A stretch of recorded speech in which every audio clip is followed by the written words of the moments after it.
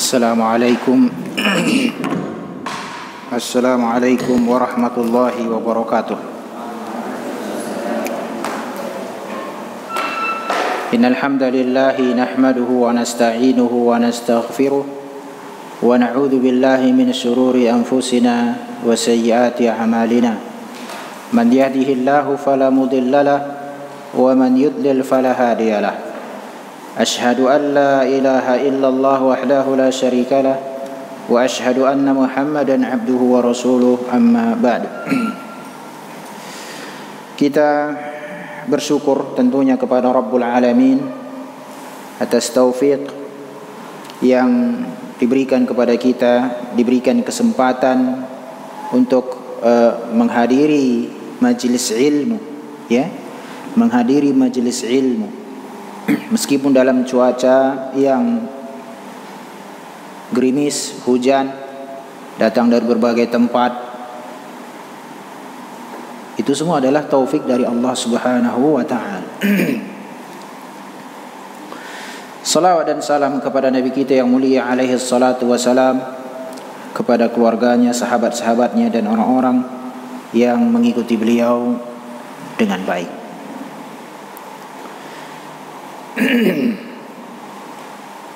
Sebelum kita lanjut ke pembahasan tauhid uluhiyah, maka dalam beberapa kajian atau kajian yang saya isi, biasanya saya senantiasa menyebutkan referensi, saya menyebutkan kitab, ya, yang intinya adalah agar penuntut ilmu itu akrab dengan karya para ulama. Dahulu kami dinasihati itu untuk menuliskan karya-karya tulis para ulama di dalam sebuah buku tersendiri yang kami dengar dari kajian-kajian para masyayikh ahli ilm, ya, selama dulu Ustadz masih studi di Lipia.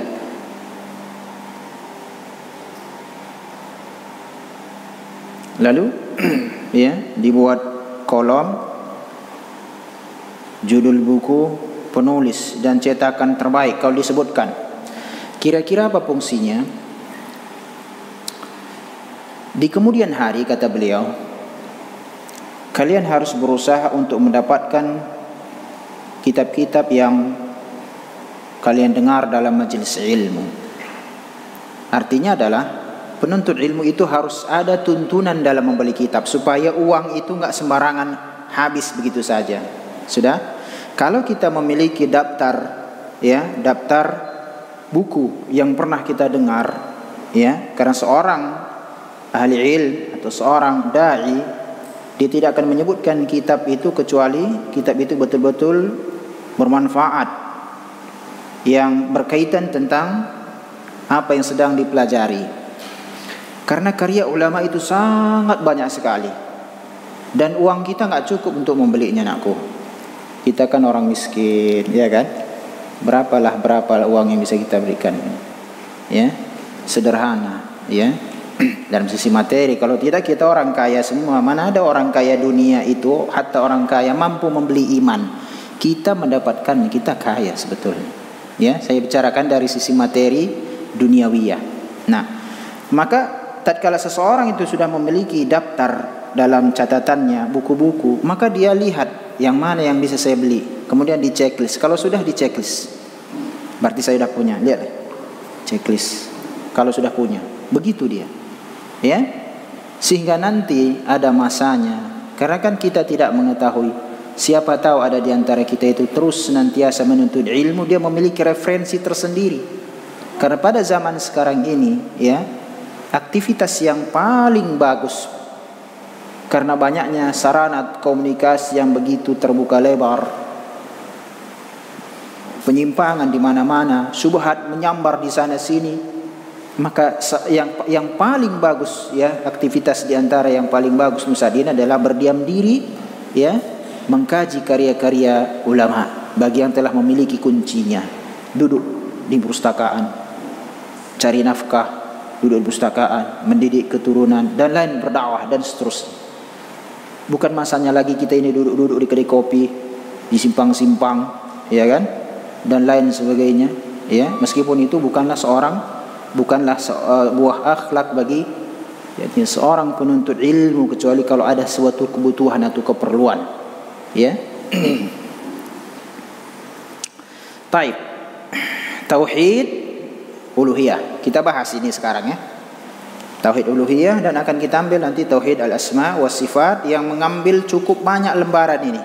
Karena begitu pentingnya, ya, tentang tauhid asma wa sifat ini.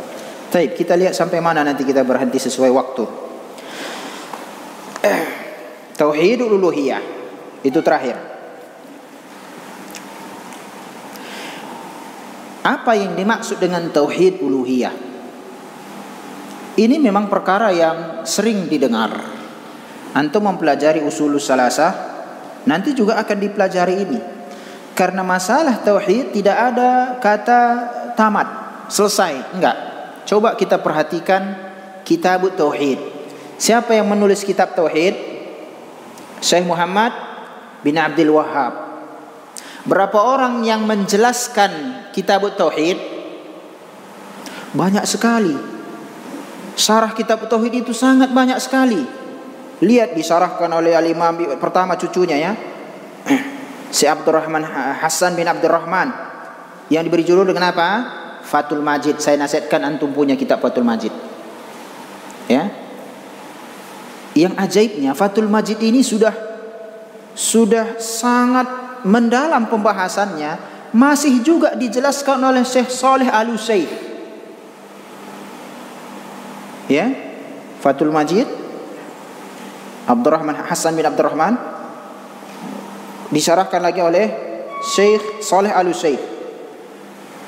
Kemudian di antaranya lagi adalah Al-Qaulul Mufid yang ditulis oleh Al-Imam Ibnu Muhammad bin Saleh Al-Utsaimin. Ada lagi I'anatul Mustafid, karya Syekh Saleh Al-Fauzan.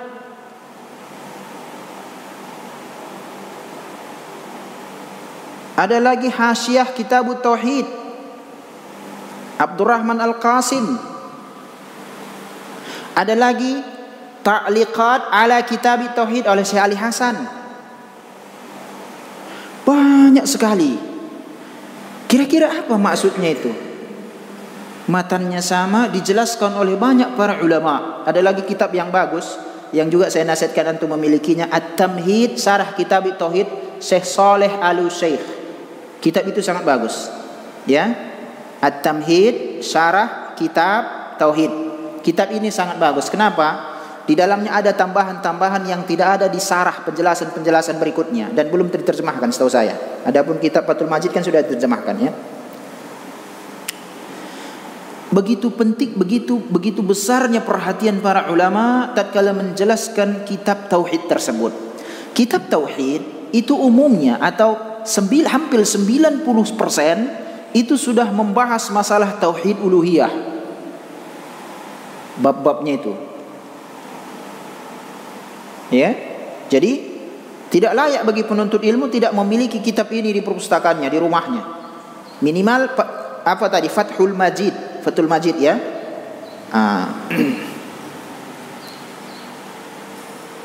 Dan kita pun telah menyelesaikan pembahasan Fathul Majid, selesai juga Qaulul Mufid. Nanti kalau antum lanjut studi ke Lipia, itu 2 tahun mempelajari Al-Qaulul Mufid. Tahun pertama, tahun kedua itu buku panduan. Oh, luar biasa, ya. Ya, jadi jangan putus semangat nak untuk belajar, terus belajar. Sampai kapan Ustaz? Sampai meninggal, ya. Kita lihat. Huwa yakni ifradullahi bil ibadah. Apa itu tauhid uluhiyah? Yaitu menyendirikan Allah dalam peribadatan. Menyendirikan Allah dalam peribadatan. Hal ini perlu kita terus, meskipun kita sering mendengarnya, tapi ketahuilah, ini kebahagiaan kita di dunia, kebahagiaan kita di akhirat, itu terhenti kepada bagus atau tidaknya tauhid uluhiyah kita.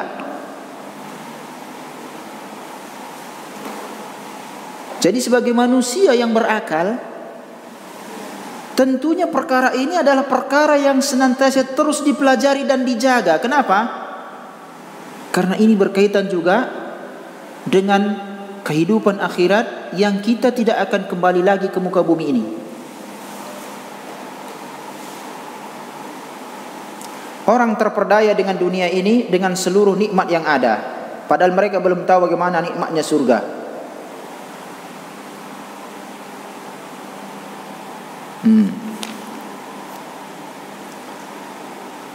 Li'annahu la yajuz an yu'bada illa al-mutafarrid bima sabaqa dzikruhu. Karena alasannya kenapa? Kalau kita ditanya, kenapa sih ibadah itu hanya diberikan kepada Allah? Jawabannya adalah karena tidak boleh diibadahi kecuali zat yang menyendiri di dalam penciptaan, pengaturan alam semesta, pemberi rizki, mematikan, menghidupkan, dan lain sebagainya. Dalam tauhid rububiyah, bukankah kita mengatakan artinya adalah ifradullahi bil khalqi wat tadbir, menyendirikan Allah dalam hal penciptaan dan mengatur alam semesta. Tidak ada sekutu bagi Allah dalam masalah seperti ini. Kalau begitu kasusnya, maka tentu ibadah ini juga diberikan kepada zat yang menyendiri di dalam penciptaan dan mengatur alam semesta. Itu logikanya. Itu logikanya. Yang memiliki itu Allah. Kesempurnaan ilmu dan kekuasaan adalah Allah. Nanti dijelaskan di sini ya, masalah asma wa sifat menarik sekali ya. Masalah syafaat nanti juga disuruh salah satu mempelajari itu. Semua nikmat itu dari Allah, dan tentu kita mengharapkannya. Dan kita tidak diperintahkan atau kita tidak diciptakan kecuali untuk beribadah kepada Allah. Lalu manusia melakukan suatu namanya ibadah. Dari mana dia tahu ibadah? Kita dari mana kita tahu mengetahui ibadah, anakku? Dari siapa kita mengetahui ibadah? Dari mana kita mengetahui ini ibadah atau bukan? Dari Rasulullah. Paham enggak? Ya kan? Karena tatkala kita diperintahkan untuk beribadah dalam surat Az-Zariyat ayat 56, kita kan enggak tahu ibadah yang seperti apa yang diinginkan. Maka diutus Rasul. Sudah? Lalu kita tahu ini ibadah. Kita diperintahkan beribadah, kita tidak tahu tata caranya atau ibadah yang mana yang mau diinginkan. Diutus Rasul dalam rangka menjelaskan itu. Setelah kita mengetahui, kita berikan ibadah itu kepada selain Allah. Kan ini dia permasalahannya.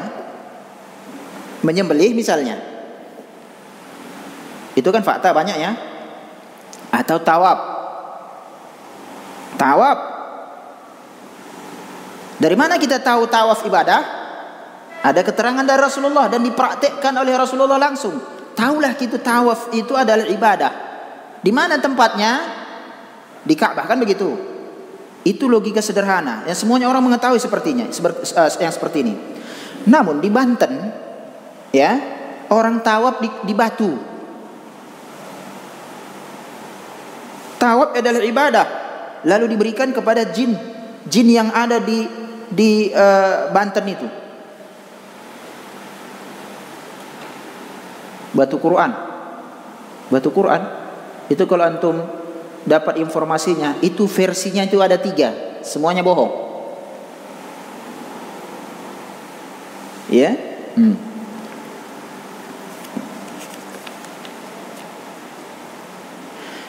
Fala yusalla wala yud'a wala yudbah illa lahu.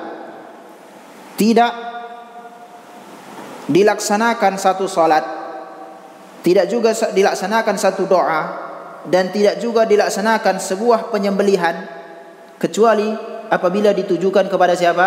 Allah. Maksud dari kita ini Agar kita mengetahui, ya, ilmu ini kan bukan hanya sebuah informasi saja. Enggak. Agar kita bisa melihat kekeliruan yang ada di masyarakat dan bisa diperbaiki. Kekeliruan yang ada di keluarga agar bisa diperbaiki. Dan ada pengingkaran dari hal itu fungsinya kita belajar. Karena ini akan bersentuhan langsung dengan apa yang ada di masyarakat. Orang menyembelih, ya, banyak orang menyembelih itu bukan untuk Allah. Banyak kita lihat seperti itu.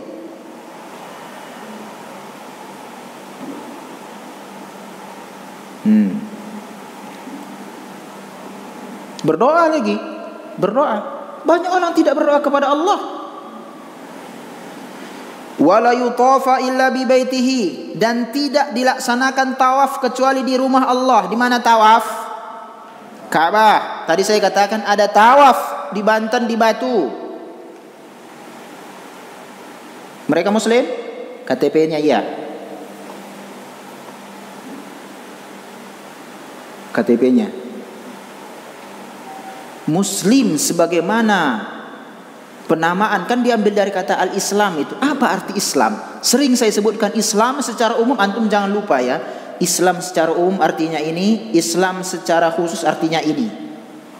Agar kita mengetahui tatkala seorang menyandarkan diri kepada Islam, ya, kita bisa menilainya ini benar dia Islam atau bukan.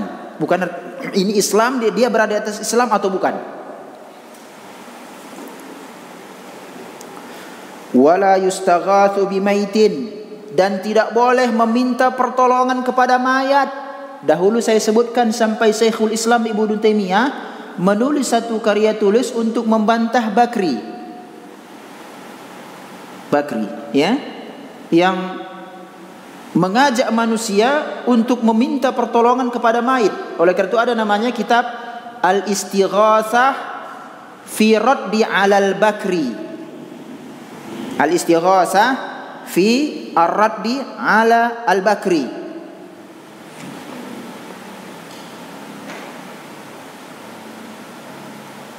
Ya?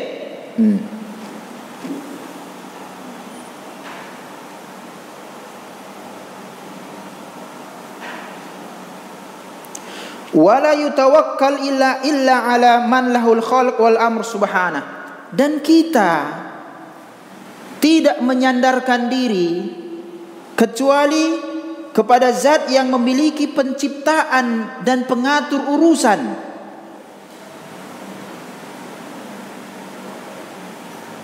Kita ini tidak bersandar kecuali kepada Rabbul Alamin dalam masalah apapun, baik dalam masalah rezeki, karena Allah Ar-Razzaq. Tapi kalau kehidupan kita ini kita takut sekali nggak dapat rezeki, sangat bersandar kepada kemampuan kita dalam bekerja, ini tauhidnya diperbaiki.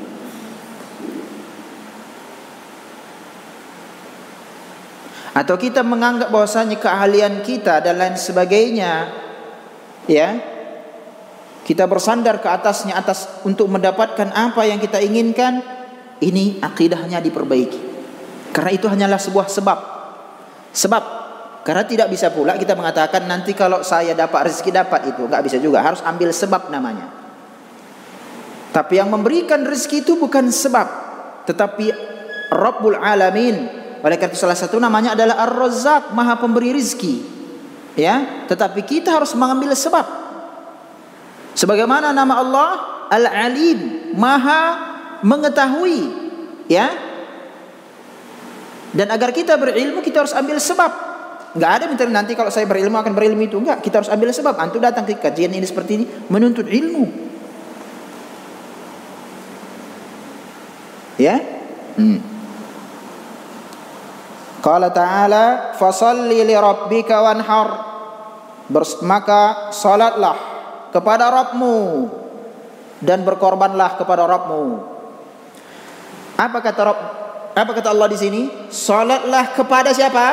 Kepada Rabbmu, dan berkorbanlah kepada Rabbmu.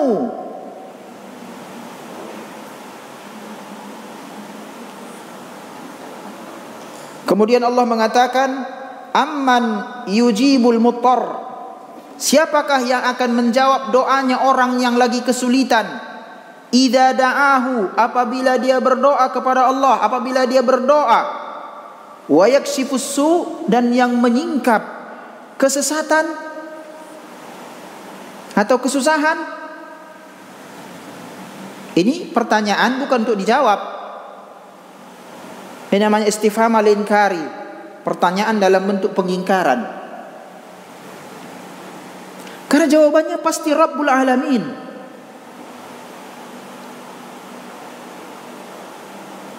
Ya. Wa 'alallahi fatawakkalu in kuntum mu'minin. Ayat yang lain.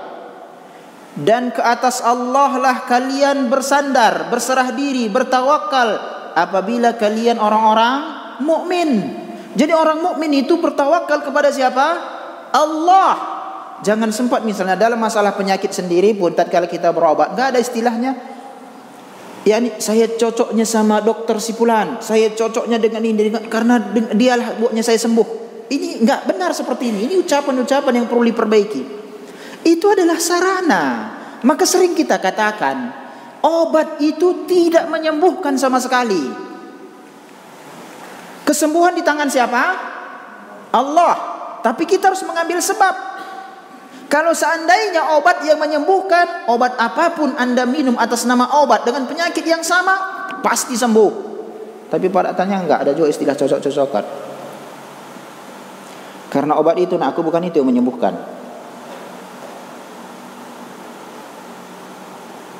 Makanya dalam pendidikan sendiri pun, ya, pendidikan sendiri pun. Antum tahu masalah kalor dalam fisika? Kalor, pengantar panas itu kan? Ya kan? Besi adalah pengantar, atau tembaga adalah pengantar panas yang baik. Kan begitu katanya? Ini harus dirinci, harus dipahamkan. Kalian harus paham, atau anak-anak di lembaga pendidik kita harus paham bahwasanya yang mengantarkan panas ini adalah siapa? Rabbul Alamin. Mana ada zat mengantarkan panas dengan sendirinya? Atas ketetapan Rabbul Alamin.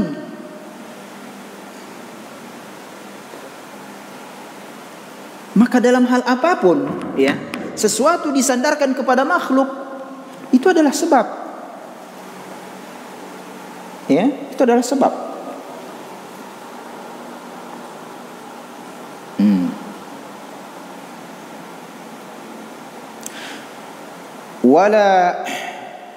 Wala yuhibbu ghairuhu ka hubbillah. Begitu juga seseorang yang bertauhid, yang mengerti tauhid uluhiyah itu, dia tidak mencintai selainnya atau mencintai makhluk sebagaimana dia mencintai Allah. Kita mencintai keluarga ada pasti, mencintai orang tua pasti, mencintai keturunan pasti, tapi kecintaan kita kepada mereka-mereka ini, ya, tidak boleh lebih besar dari kecintaan kita kepada Rabbul Alamin. Oleh karena itu dalam Islam ada namanya apa? Al-wala'u wal bara'. Loyalitas dan permusuhan ditegakkan di atas jauh dekatnya seseorang itu dengan Rabbul Alamin.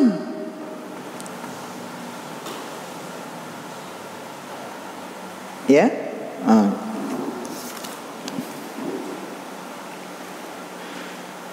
Allah berfirman, wa minan nasi may yattakhidhu min dunillahi andada yuhibbunahu ka hubbillah. Dan di antara manusia ada yang menjadikan selain Allah tandingan-tandingan, di mana dia menyukai mereka, ya, sebagaimana dia menyukai Allah. Walladzina amanu asyaddu hubban lillah. Dan adapun orang-orang yang beriman sungguh besar kecintaannya kepada Allah, mengalahkan kecintaannya kepada makhluk. Itu orang-orang yang beriman. Jadi enggak hanya sekedar istilah kita mengetahui kami orang beriman, orang iman, orang beriman. Ngerti apa itu orang beriman enggak? Orang beriman itu bersaudara. Ngertikah Anda apa arti beriman? Agar kita juga dalam kehidupan sehari-hari tak kena syubhat. Hari ini saya membaca sebuah postingan di grup alumni LIPI menyebutkan sebuah kritikus dalam wilayah mustalah hadis dalam masalah kritik sanad. Dan ini syubhat, orang enggak paham. Dalam masalah kritik sanad, mengkritisi siapa? Rawi-rawi. Dia bawakan sebuah kisah ulama yang disebutkan engkau mengkritisi si fulan itu begini, si fulan itu. Bisa jadi mereka itu 200 tahun yang lalu sudah menuju surga.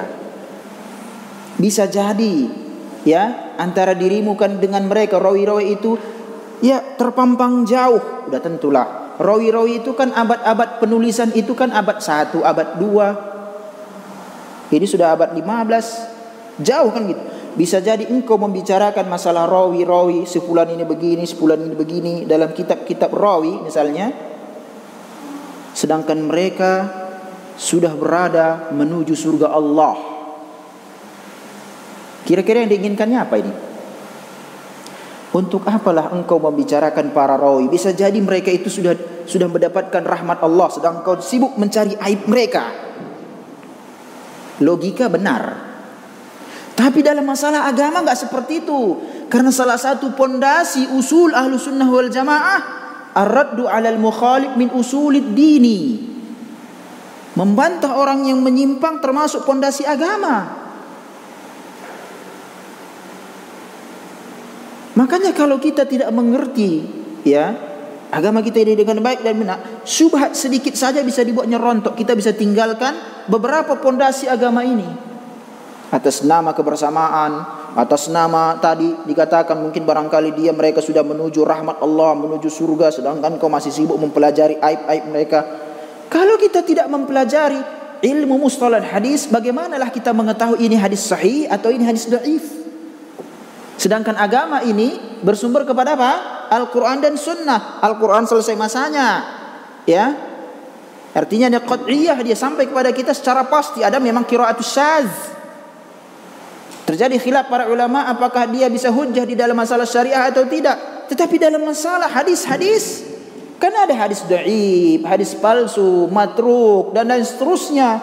Itu kan bergantung kepada rawi-rawinya.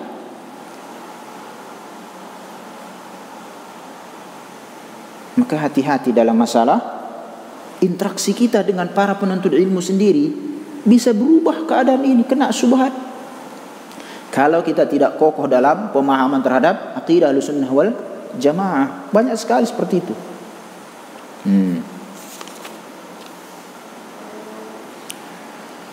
Berkata Imam Ibnul Qayyim rahimahullah, wa taral musyrik, engkau akan melihat seorang pelaku kesyirikan, yukadzibu haluhu wa amaluhu qawlahu, keadaan dia dan amalan dia didustakan oleh ucapannya. Antara amalan, perkataan atau keadaan berbeda dengan perkataan. Lain yang diucapkan, lain diamalkan. Apa maksudnya kita lihat. Fa innahu yaqul, maka pelaku kesyirikan dia akan berkata, la nuhibbuhum ka hubbillah. Nah, kena syubhat. Antum bisa kalau seperti ini bisa misalnya terjadi diskusi, bisa mengatakan, siapa bilang kami lebih mencintai mereka daripada Allah? Kami tidak mencintai mereka sebagaimana kami mencintai Allah. Semua akan mengatakan seperti itu. Kami mencintai Allah. Antum boleh nanti saya berikan contoh. Kami mencintai Allah. Sangat besar cintaan kami kepada Allah, kata mereka, para pelaku kesyirikan ini. Tapi lihat keadaannya beda antara ucapan nanti dengan prakteknya. Kita lihat. Lalu mengatakan wala nusawwihim billah, kami enggak akan menyamakan mereka ini dengan Allah. Enggak mungkinlah itu. Akan tetapi lihat keadaannya, summa yaghdab lahum wa li hurmatihim idan tuhikat a'zam mimma yaghdab lillah. Ini buktinya kasus Priok. Mungkin barangkali antum belum dapat informasi. Tapi saya berikan nanti contoh yang mungkin barangkali lebih sederhana lagi ya. Akan tetapi dia murka untuk sekutu-sekutunya itu, untuk sesembahan-sesembahannya itu, ya, dan untuk kehormatan sesembahan-sesembahannya itu, ya, apabila kehormatan sesembahannya itu dilanggar, lebih besar kemurkaannya daripada dia murka untuk Allah.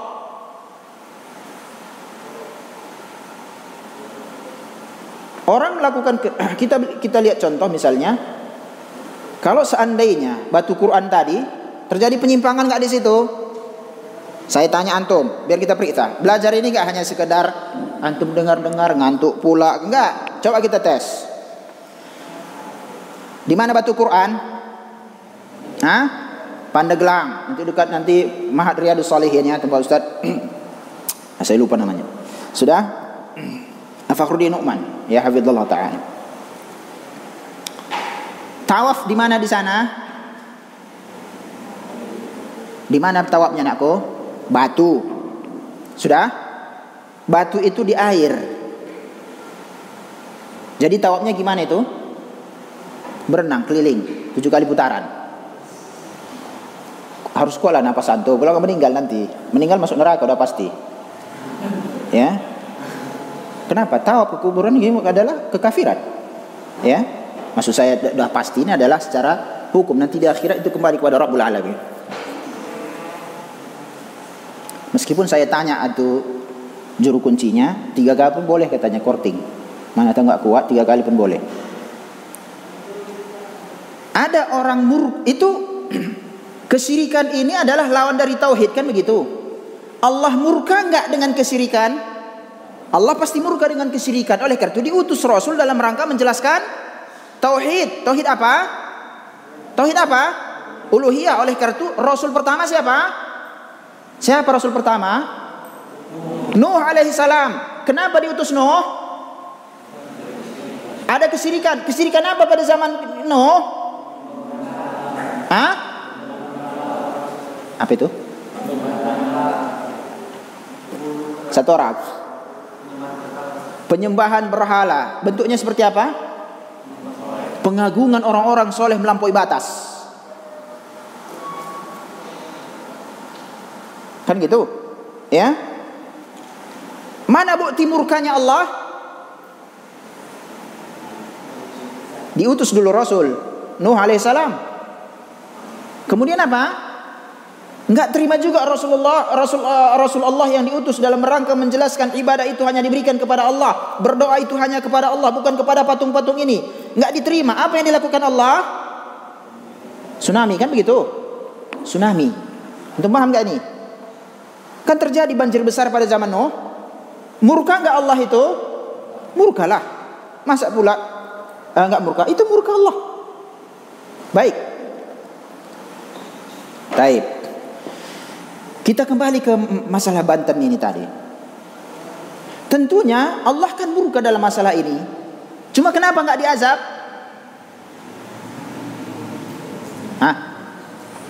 Banyak tempat kesyirikan di dunia ini. Kenapa enggak langsung dihabisi? Istilahnya bahasa kita Medan. Karena Islam rahmatan lil alamin. Islam rahmah lil alamin. Diberikan kesempatan. Barangkali di akhir hidupnya dia bisa taubat. Kan manusia berinteraksi. Ya. Islam dengan makna khusus. Ya. Karena Islam dengan makna umum kan agama seluruh rasul. Sudah. Baik. Pertanyaan saya, kalau Allah murka dalam masalah itu, manusia yang di sekitar situ murka enggak terhadap kesyirikan yang ada di situ? Murka tidak? Enggak lah, kalau murka udah hancur itu. Difasilitasi malah dari tempat wisata. Jadi tempat wisata difasilitasi budaya. Berarti ya kan, kemurkaan mereka tatkala kehormatan Allah diganggu, ada enggak? Enggak ada. Paham? Paham sampai sini? Baik. Tapi kalau kita tanya mereka, kalian cinta nggak kepada Allah? Apa kata mereka? Pastilah cinta. Cinta. Ini ucapan. Sekarang mereka kita langsung tes di negeri mereka, di tempat mereka, samping rumah mereka, samping tempat mereka, langsung tempat kesyirikan. Orang tawaf di batu. Mereka mengatakan kami cinta kepada Allah. Mana buktinya Ustaz? Dia nggak ada bilang cinta kepada Allah. Seorang muslim atau apapun, ya, muslim yang mengaku dirinya Islam, dia pasti mengatakan kami cinta kepada Allah. Ucapan. Tapi mereka tidak murka untuk Allah. Jadi, seandainya ada orang masuk ke wilayah itu, kemudian meratakan tempat itu, membuang tempat kesyirikan, airnya ditutup dengan tanah, batunya dihancurkan, siapa yang marah? Masyarakat. Beda kan antara ucapan dengan perbuatan? Antum kiaskanlah itu semua di negeri kita ini. Kenapa kajian tauhid dibubarkan orang? Beda antara ucapan dengan keadaan yang sebenarnya.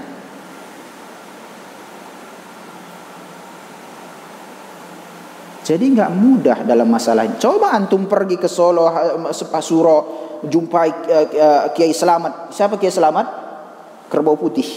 Berani antum sembelihnya, antum disembelih langsung di tempat. Kotorannya nakku diambil, bahkan ada yang dijatuhkan bawa lagi ke tempat itu. Berkah kata mereka Kiai Selamat itu. Digini-ginikannya, gini-gini ya. Ini aku seperti contoh ini ya, sebegini. Sampai seperti itu. Islam sesuai versi mereka ya. Ada yang mengingkarinya. Kalau ada orang mengingkarinya, nggak akan ada acara seperti itu. Senang pun orang budaya, nah gitu. Tapi kalian cinta kepada Allah? Oh cinta, udah pastilah cinta. Praktek mana? Nggak ada. Ini yang dimaksudkan oleh Imam Ibnul Qayyim. Lihat bagaimana beliau ini tumbuh dan besar di negeri Jazirah Arab.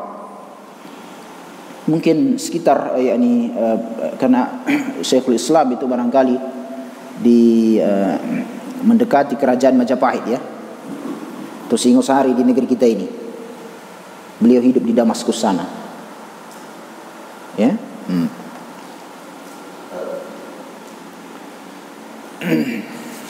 Sudah. Begitu juga terjadi pertumpahan darah masanya di tahun waktu terjadi di Priuk, Mbah Priuk. Ya, kuburan itu antara dinas kota DKI Jakarta dengan para orang-orang pencinta kuburan, Habib di antaranya. Ya, terjadi pertumpahan darah. Karena memang itu kuburan nggak ada nggak ada orang di dalam. Mereka mengatakan ini ada orang di dalam, diagungkan, bahkan ada gapuranya untuk masuk sendiri. Ya, dinas pertamanan melihat nggak ada. Mereka kan ada daftar, ya, daftar siapa-siapa saja yang dikubur tempat di sini. Mereka punya data. Ini nggak ada. Terjadi keributan. Apa yang dibelanya? Kuburan. Rasulullah melarang untuk ditinggikan kuburan. Iya kan? Rasulullah melarang untuk meninggikan kuburan. Membangun kuburan saja dilarang, usah ditinggikan. Membangun kuburan saja pun dilarang. Ini semua nggak ada semua sama mereka. Bangun. Untuk siapa? Untuk sesembahan tandingan-tandingan mereka itu. Kalau kita tanya, kalian mencintai Allah? Oh, apa kami cinta? Sama dia dengan Allah? Enggak sama lah. Mana pula sama makhluk dengan Allah kata mereka. Tapi dalam faktanya pengagungan mereka terhadap sesembahan mereka itu jauh lebih besar. Ini keadaan kita.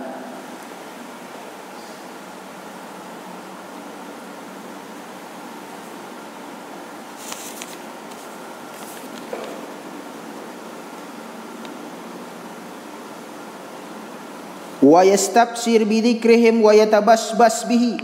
Mereka akan senang sekali, ya, mereka akan bahagia tatkala disebut sesembahan mereka itu, dan mereka pun tertawa senang tatkala mendengarnya. Bahagia dia. Ya. Senang dia. Sebagaimana saya pernah berbicara dengan juru kunci batu Quran itu. Senang, bahagia dia menceritakan kisah. Dia mengaku kiai itu adalah kakek dia yang kesekian. Jadi itu adalah keturunan yang menjaga itu. Senang dia menjelaskannya. Ya, bahwasanya dari di sini dulu dia masuk, kemudian muncul di Mekah katanya kan. Kemudian dia pergi lagi mau pulang, masuk dia ke sumur Zam-Zam, keluarlah dari sini, maka ini sebetulnya air Zam-Zam. Cerita-cerita dongeng. Saya pun heran kok sampai percayalah orang seperti semua itu. Ya. Terkadang memang kita itulah perlunya anakku, menuntut ilmu itu safar, melakukan perjalanan menuntut ilmu agar kita melihat bagaimana fenomena di negeri kita ini. Ya, tapi ke tempat yang benar ya, tempat yang benar.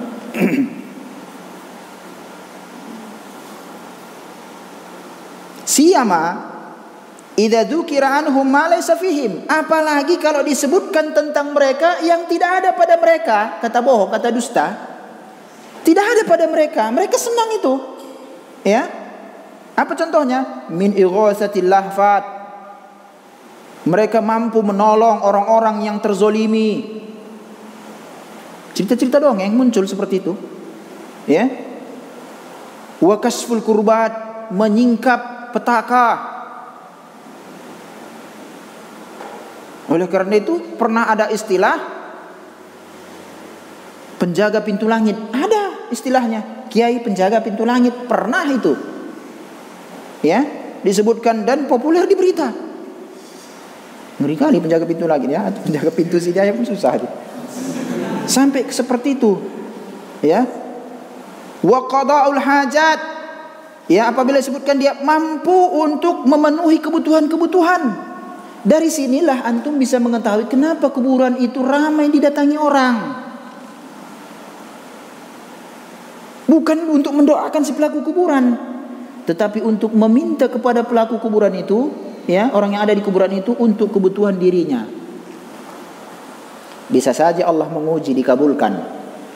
Makin yakinlah dia. Itulah kesesatan itu, kesesatan. Akhirnya iman itu hilang sama sekali. Iman itu bertambah dan berkurang, aku. Ya, sedikit demi sedikit hilang, lama-lama hilang, nggak ada yang tersisa di sini. Karena kalau ada yang mengatakan iman itu statis, nggak berubah, nggak naik, nggak berkembang, itu Murji'ah, Jahmiyah, sekte. Nanti antum pelajari kalau sudah pada tingkat lebih lagi, dipelajari semua itu, penting, perlu. Agama itu, iman itu sama, statis, nggak berkembang. Kalau dia berkurang habis seluruhnya, kata Khawarij lagi. Oleh karena itu langsung tatkala dia jatuh dalam satu kesalahan langsung kafir. Dosa besar maksud saya.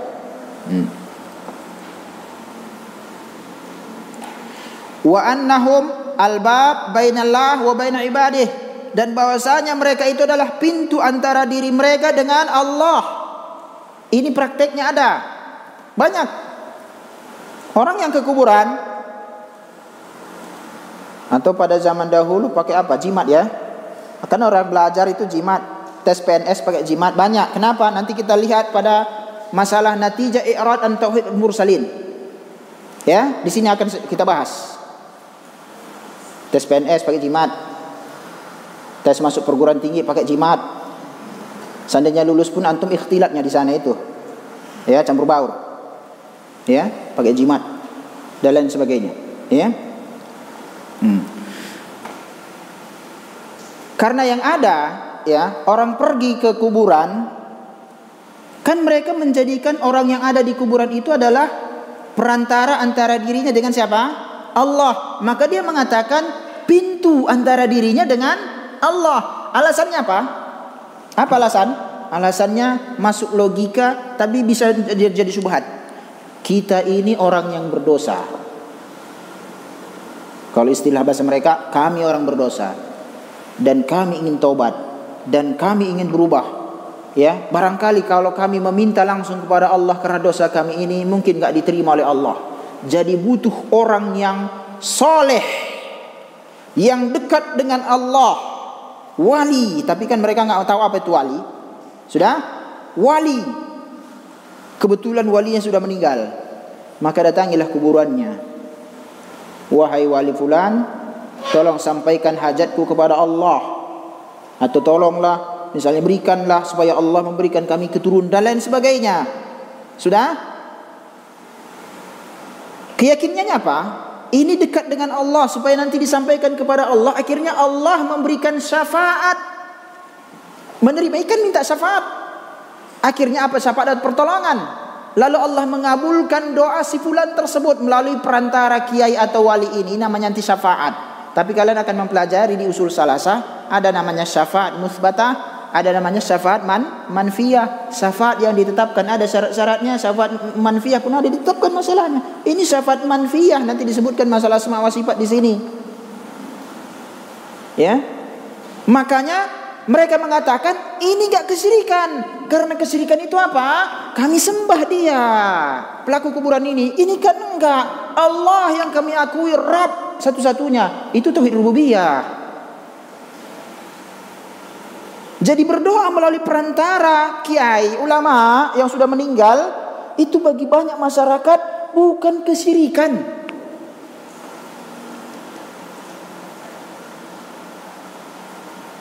Ya, bukan kesyirikan. Kenapa? Orang kami enggak tahunya, kami dia ini enggak memiliki rezeki, ya bukan mereka yang memberikan rezeki, bukan dia yang menciptakan kami. Tahu kok, kami masih waras. Tapi ini hanya sebuah perantara antara diri kami dengan Allah. Perantara ada yang tidak disyariatkan seperti ini tadi, ada yang disyariatkan memang. Antara kita dengan Allah butuh perantara memang. Siapa? Siapa perantara antara kita dengan Allah?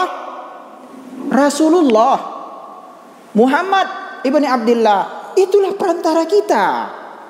Melalui beliau alaihi salatu wasalam, kita tahu apa akidah yang benar. Kita tahu salat, kita tahu akidah ini, kita tahu ibadah dan seterusnya. Perantara ini namanya perantara yang syar'i. Wasilah syar'iyah. Sehingga dengan cara seperti ini, lagi-lagi orang tasawuf jatuh dalam kesyirikan. Apa kata orang tasawuf? Kalian itu masih syariat doang, mempelajari Al-Quran dan Sunnah, mengambilnya dari makhluk. Kami langsung ambil dari Allah, kata dia. Orang gila bagaimana ini? Kami langsung hakikat, sampai kami langsung dari Allah ilmu kami itu. Makanya muncul apa? Wirid-wirid, zikir-zikir dalam dunia tasawuf, tarekat. Dari mana itu datangnya? Mimpi. Datang mimpi kepada syekh tarekatnya. Biasa udah bacalah surat Qul Huwallahu Ahad 1000 kali, engkau akan begini. Bacalah ini sekian kali, engkau akan begini. Kenapa bisa jatuh seperti itu? Karena mereka tidak tahu bagaimana hubungan antara kita dengan Rasulullah, kemudian kepada Allah. Tanpa melalui Rasulullah, kita nggak akan ngerti syariat ini.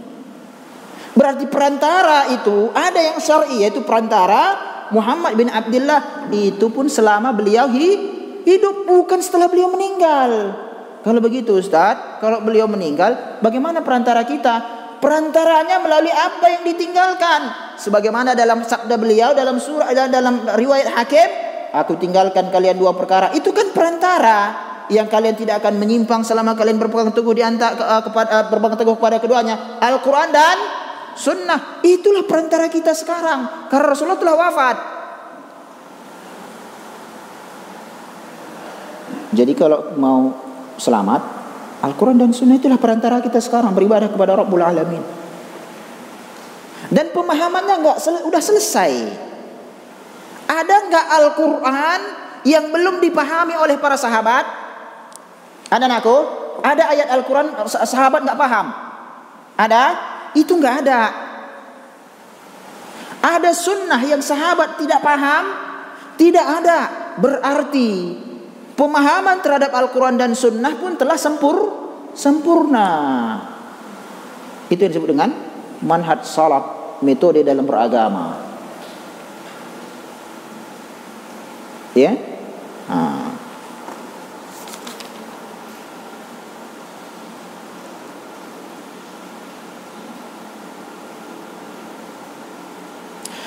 Fa innaka taral musyrik yafrah wa yusar. Dengan tadi seperti itu, ya. disebutkan hal-hal yang kepada sesembahan-sembahnya itu yang memang yang yakni tidak ada padanya. Oh, dia bisa menyembuhkan orang ini, dia bisa menyelamatkan ini, dia bisa memenuhi kebutuhan sebulannya. Senang, ya itu kiai kami itu, ya kiai kami. Ya guru kami itu, tuan syekh kami dulu yang memang seperti itu. Ya ada pernah dulu di sini mobil tergelincir, kasihkannya benang ditarik lewat pula terangkat. Ada seperti itu. Saya sudah baca di surat kabar waspada itu, surat kabar seperti kisah keajaiban semua. Yakni sebagian yang kanen-kanen yang luar biasa. Atau bahkan diceritakan, kalau saya dengar menceritakan bagaimana, karena saya sudah markas sebagian orang-orang tasawuf, saya sudah markasnya. Sebelum kita berbicara tentu kita datangi, ya. Bagaimana dia menceritakan bagaimana dulu syekhnya itu, syekh tarikatnya itu, tatkala hujan dia berjalan begitu saja tidak basah, Lalu tatkala Gunung Galunggung Jawa Barat mau meledak, dia naik helikopter, dilemparkan pakai kerikil itu sehingga Gunung Galunggung itu pun enggak jadi meledak. Ini kan kasful kurbat. Akhirnya antum akan lihat di setiap pengikut mereka itu di kantong celananya ada batu-batu kerikil, namanya batu sitjil. Sitjil. Hati-hati antum dalam masalah ini. Ada. Ya.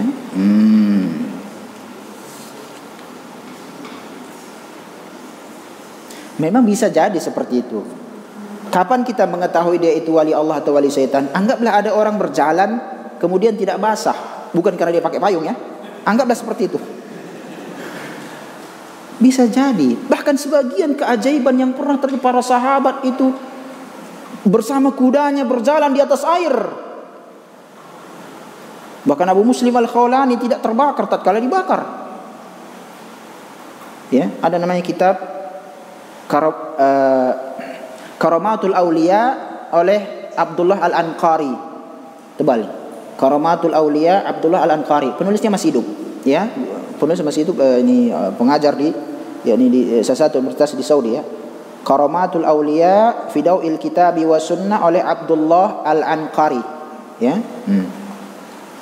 Perlu itu supaya atau yang lebih dahsyat lagi yang perlu sebetulnya seorang penuntut ilmu juga miliki adalah kitab Al-Furqan Baina Awliyaillah wa Awliya'is Syaitan oleh Syekhul Islam Ibnu Taimiyah.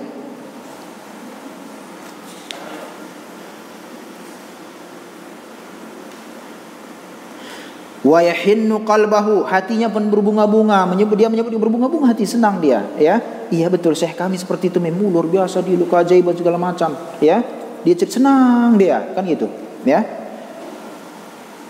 Wa tahayyaja minhu, dan darinya dia berkobar-kobar ya, lawami al-ta'zim, pengagungan yang luar biasa, ya, pengagungan yang besarnya itu berkobar-kobar. Dia begitu mengagungkan. Wal khudu' lahu, dan tunduk kepadanya. Bagaimana bentuk tunduk mereka ini? Ibadah kan ada khudu'. Bagaimana bentuk khudu' mereka ini? Apapun yang muncul dari mulutnya jadi ibadah. Diterima 100% tanpa diperiksa, benar enggak ini? Oleh karena itu antum akan dapati orang melaksanakan ritual ini disandarkan kepada Islam, ada yang menyampaikannya. Kenapa bisa diterimanya? Tunduknya dia kepada orang tersebut. Wal mualah, ini dia, dan berloyal kepadanya. Antum ganggu, maulah dia pasang badan di situ. Kita bukan mengganggu dalam arti dalam arti melakukan keributan, kerahkan massa, itu bukan manhaj salaf. Dibantah, dijelaskan dengan dalil.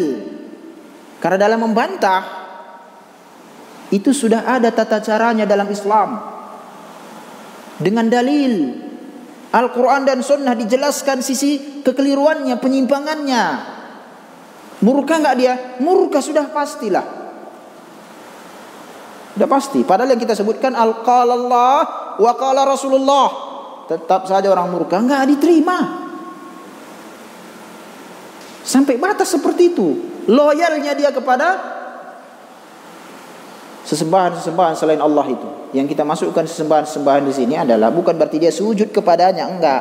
Tatkala ditaati orang tersebut dalam perkara yang halal, padahal itu adalah haram di sisi Allah, telah menyembahnya.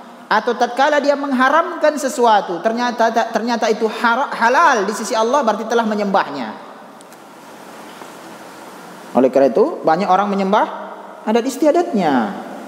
Banyak perkara yang haram di adat istiadat, ya, menurut timbangan syar'i, tapi manusia lebih memilihnya daripada ajaran Islam.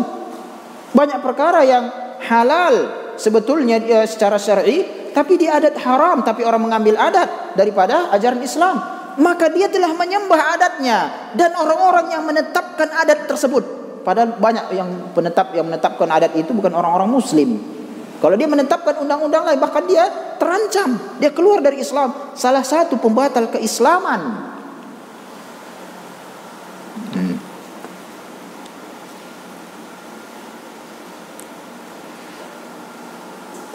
Nah, lalu diuji lagi. Wa idza dzakarta lahullahu wahdah. Apabila engkau menyebutkan Allah semata, Allah lah yang maha Razzaq, Allah yang memberi, yang menghidupkan dan mematikan, Allah yang memberikan kesembuhan dan lain sebagainya, orang yang menghidupkan, mematikan dan lain sebagainya, ya. Kita katakan seperti itu, kita nyatakan seperti itu. Wa jarratta tauhidu, dan engkau memurnikan tauhid itu hanya kepada Allah. Lahiqathu wahsah wa diq wa haraj. Dia pun dirundung perasaan tidak senang. Enggak senang dia kalau kita katakan berikan ibadah itu hanya kepada Allah. Enggak senang dia. Dikatakanlah kita suka mencari-cari kesalahan. Dikatakanlah mereka juga kan ulama, dia lebih ngerti dari Anda, dia juga tahu dalam masalah ini. Kalau itu memang salah, enggak mungkin dia buat. Dibela dia, dibela. Padahal kita jelaskan, langsung berikan pembandingan. Sampai kita berikan pembandingan sendiri pun mereka enggak mau terima. Contoh maulid. Ada yang menghalalkannya? Ada yang menghalalkan maulid? Ada. Atau wirid saja, wirid, ya. Ya, biar mudah bagi antum. Karena wiridnya ada di negeri kita, negeri orang enggak ada. Ada yang menghalalkan wirid? Baik. Halal menurut manusia, apakah halal menurut Islam? Enggak kan? Baik. Berarti tatkala kemudian yang menghalalkan wirid mengaku dirinya sebagai dai, yang menghalalkan wirid, apakah dia seorang dai? Pada faktanya di negeri kita, dia dai atau bukan? Dai. Kan itunya patokan orang. Dai, ustadz lah istilahnya. Dia yang memimpin. Sudah? Baik. Orang yang mengikuti dia, apakah dia telah menyembah dai ini? Tidak, itu secara logika kan begitu. Karena yang dipahami menyembah itu berarti sujud. Itu yang antum pahami berarti. Pada faktanya dia telah menyembahnya. Ingat kaidah ini. Kaidah ini antum jangan lupa. Apabila kita mentaati seseorang dalam perkara, ya, dalam perkara yang Allah haramkan, namun dia halalkan, maka kita telah menyembahnya. Dan begitu juga sebaliknya. Kaidah ini jangan lupa. Apabila kita mentaati seseorang dalam perkara yang Allah haramkan, atau sebaliknya, ya, saya berikan contoh saja, ya, yang Allah haramkan sedangkan dia halalkan, maka kita telah menyembahnya.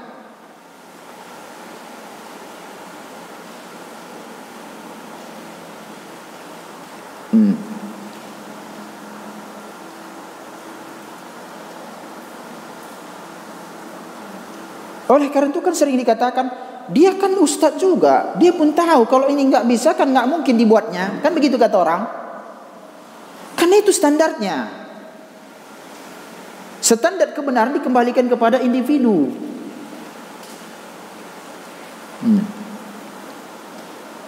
Maka tatkala kita menyebut tauhid, ittiba, mentauhidkan Rasulullah dalam ittiba, itu nggak terganggu, perasaannya itu terganggu.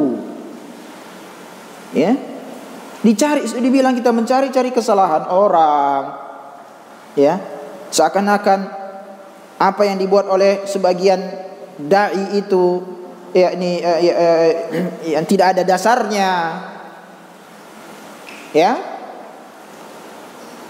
Lalu apa yang dilakukannya? Waromaka binaqsil ilahiyah, engkau akan dituduh sebagai orang yang tidak sempurna pemahamannya terhadap ketuhanan. Allati hiyalah, padahal ilahiyah itu, tauhid, masalah ilahiyah itu hanya diberikan kepada Allah. Wa rubbama adak, dan bisa jadi mereka akan memusuhimu. Ini perkataan beliau itu, bisa jadi mereka akan memusuhimu, bukan malah memusuhi lagi. Ya, tindakan pemusuhan itu kan bertingkat-tingkat. Jadi pada fakta yang dapat kita temukan pada zaman sekarang ini. Inilah bagaimana ucapan seorang alim, seorang ulama. Dia mengetahui suatu peristiwa atau fitnah sebelum terjadi berdasarkan pengetahuannya kepada Al-Quran dan Sunnah. Adapun orang awam mengetahui suatu masalah begitu terjadi dulu baru kita ketahui. Gambaran yang beliau ucapkan ini di negeri kita pada masanya masih kerajaan Hindu. Sekarang kita lihat hasilnya. Ya.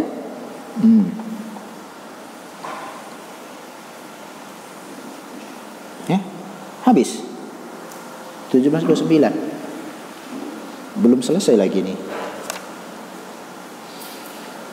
Qultu qala Allah Ta'ala wa idza. Nah, ini buktinya. Ini bukti ya. Wa idza, karena tidak ada ayat yang tidak akan ada realisasinya. Tidak ada satu hadis pun yang memang tidak pernah terjadi. Tidak ada satu ayat pun yang sifatnya hanya sebuah informasi kemudian tidak bisa diambil teladan atau dikeluarkan hukum darinya. Coba lihat ini. Wa idza dzukirallahu wahdahu isma'azzat qulubul ladzina la yu'minuna bil akhirah. Apabila disebutkan Allah semata, peribadatan itu hanya diberikan kepada Allah saja, ya.